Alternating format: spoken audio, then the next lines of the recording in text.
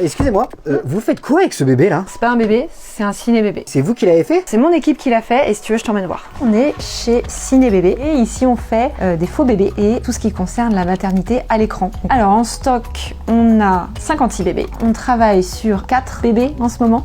Là, on est dans la première pièce de l'atelier. La première étape, c'est la sculpture. On part d'une espèce de pâte à modeler, de la plastiline. On va faire un premier volume, par exemple une tête, on va faire vraiment une boule. Et on va venir sculpter tous les détails les plus fins possibles. On va créer un moule à partir de cette sculpture. Donc on va couler de la résine sur la sculpture. Une fois ça, on a un moule. Une fois qu'on a ce moule, on va venir injecter du silicone à l'intérieur du moule qui est fermé. On va ouvrir le moule et ressortir la même forme que la sculpture, mais en silicone, ça imite extrêmement bien la chair. On va venir faire toutes les réparations du silicone, les plans de joint du moule, les petites bulles qu'il y aurait pu y avoir. Ça s'appelle du seaming. On va passer à la peinture. On fait ça avec un aérographe, donc c'est un tout petit spray. Et on va sprayer de la peinture en silicone, donc multiples couches, pour finir par des détails, les grains de beauté, les petites taches de naissance, des choses qui donnent vraiment de la vie. Une fois que la peinture est terminée, il faut faire les cheveux, les cils, les sourcils, et ça c'est de l'implantation, donc c'est avec une aiguille, et c'est un par un. Et les cheveux, c'est du poil de chèvre, c'est du mohair. Je peux pas dire combien de cheveux on met sur chaque tête, je peux dire combien d'heures. Une tête d'un bébé de 3 mois, c'est entre 30 et 35 heures. Et une fois ça terminé, on assemble le bébé. En général, ils ont des corps en tissu, donc on prend le corps et puis on met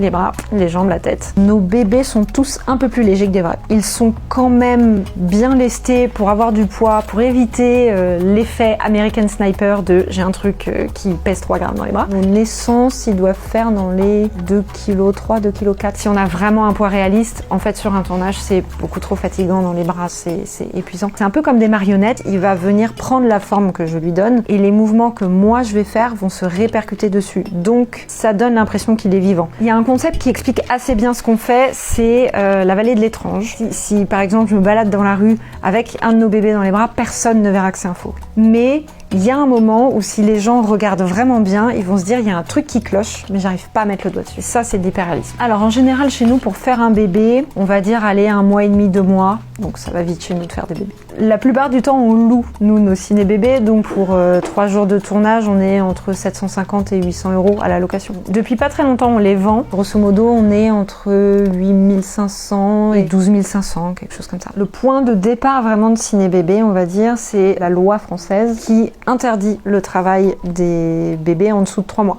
Voilà pourquoi les faux bébés existent.